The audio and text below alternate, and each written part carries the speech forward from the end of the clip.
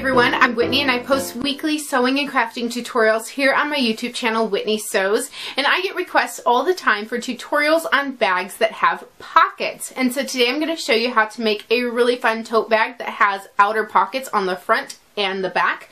But before we get into the project, if you haven't subscribed already, make sure to do so by hitting that red subscribe button down below. And now let's get into the how-to.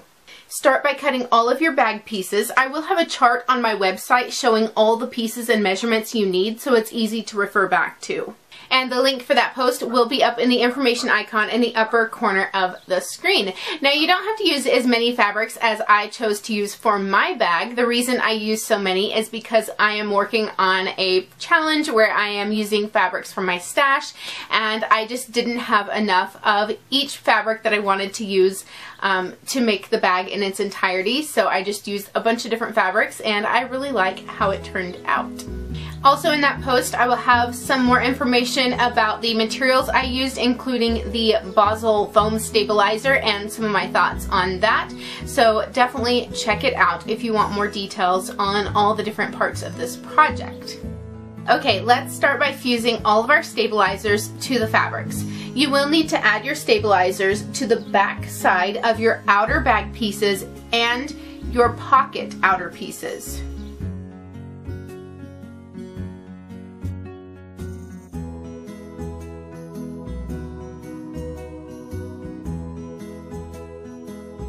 The Basel foam gives your bags great structure, but it is still easy to sew through, so I really like using it. Now it's time to work on the straps. Fold the strap pieces in half with the good sides on the inside. Then fold back the top edges a ½ inch toward the outside. Add a clip if you need to hold everything into place. Sew the short edge to hold the folds in place. Do this for each short end of both straps.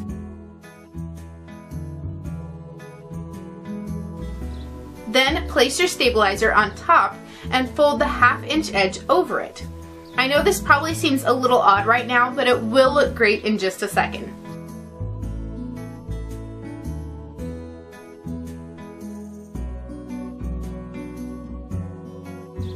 Iron from the back side of the fabric to fuse the stabilizer down.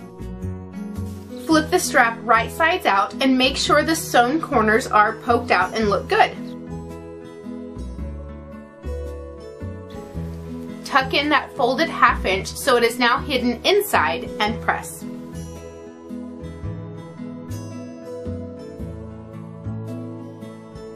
It should now be resembling a strap. Sew down both long sides to finish it off.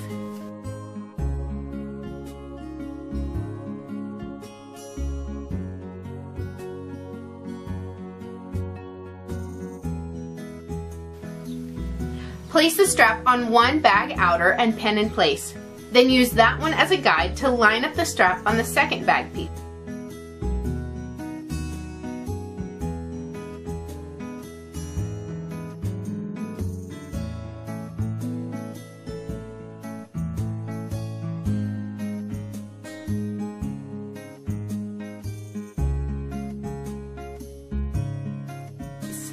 Sew a box to attach the straps.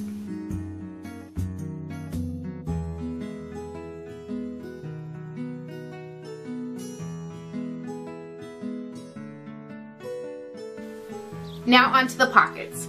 Lay the pocket outer right sides up.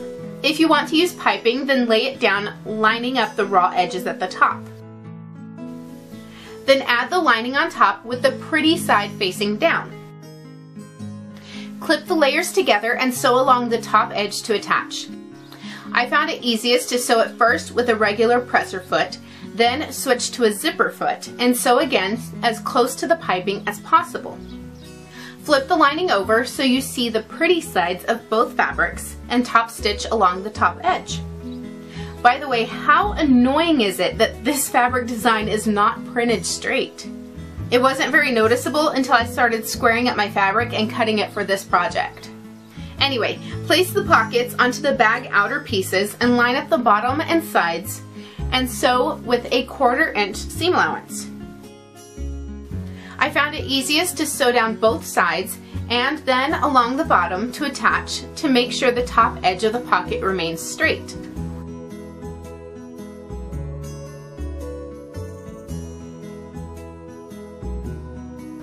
Use a gridded ruler to mark a square on the bottom edge of each bag piece for the outer and lining.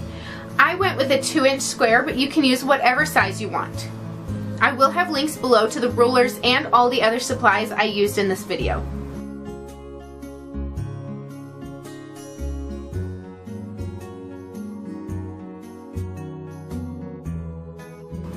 Carefully cut along the marked lines.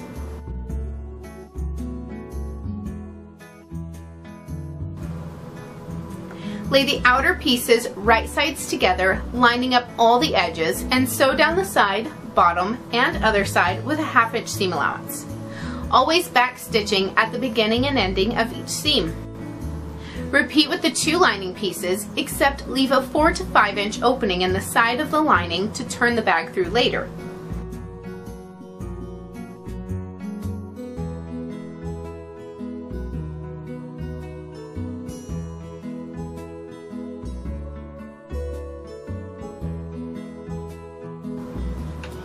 Now it's time to box the corners. Cutting the squares out earlier makes this easier because there is less bulk in the corner and you can see to line up the seams. Make sure your seam allowances are going in opposite directions, which is called nesting your seams. Clip to hold everything in place and sew a 1/2 inch from the edge.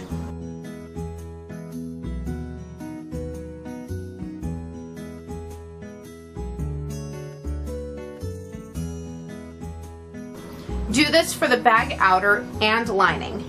You should have 2 parts to your bag that somewhat resemble actual bags at this point. Turn the bag outer right sides out and make sure the corners are mostly shaped how they will be when the bag is finished. Tuck the bag straps into the pockets to keep them out of the way. Then put that inside the lining so the right sides are touching. Make sure the side seams are lined up and clip around the top edge.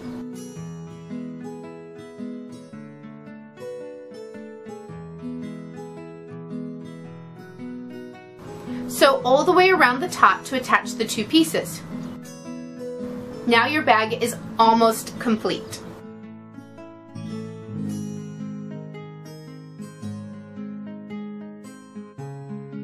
Turn the bag out through the opening that was left in the side of the lining.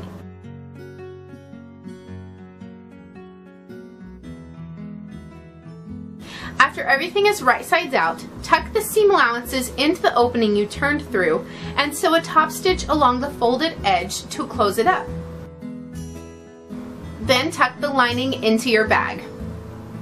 I like to go ahead and sew a top stitch around the top just below where the seam allowance is on the inside. This keeps the top looking nice even after the bag has been used many times.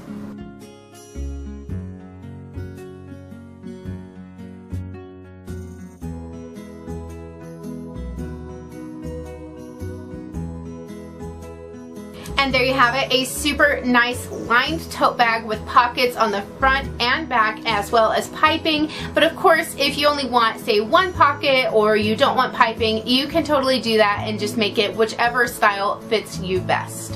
I do plan on sharing more videos in the future showing how to make other kinds of pockets for bags, so make sure you subscribe by clicking my picture right down there so you don't miss out on those videos.